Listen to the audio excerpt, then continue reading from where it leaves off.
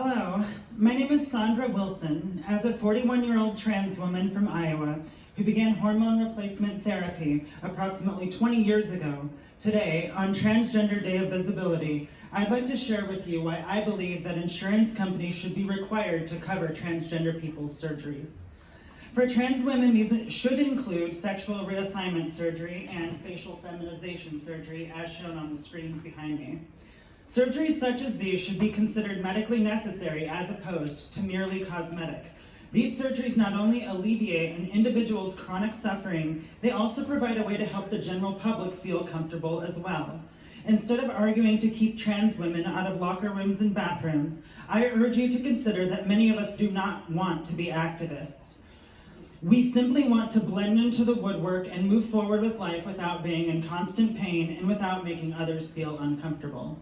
I want you to know that I have lived an extremely difficult life. Not only did coming out at an early age lead me to becoming homeless for 17 years, during that time I suffered countless injustices, including acts of physical violence, sexual assault, and verbal abuse on a near daily basis.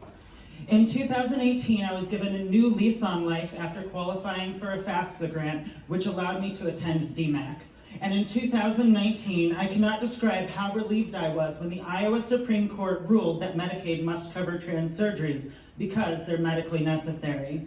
Despite this ruling, however, 1 month later, Iowa's governor and Congress passed a bill specifically to exclude Medicaid payments from being used on trans surgeries. Even though a federal judge struck down this bill last year, calling it unconstitutional and discriminatory, the state of Iowa immediately appealed the court's decision, determined to deny coverage. At that time, the Iowa Attorney General once again halted coverage throughout the state, and my surgery appointments were canceled.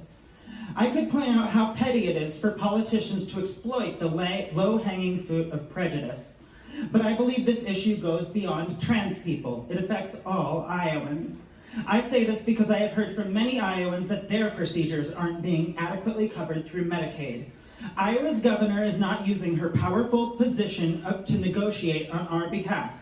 Instead, she appears to be looking for ways to help state-sponsored insurance companies deny coverage to Iowans. If I were governor, I would tell insurance companies, if you want to work with the state of Iowa and hook yourself up to guaranteed income through Iowa tax dollars, you need to be covering medical procedures our experts have deemed medically necessary. If you don't, we will find another company to work with.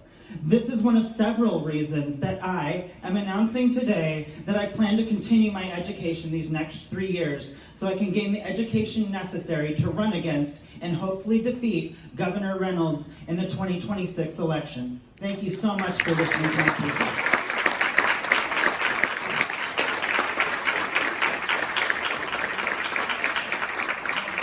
Thank you very much.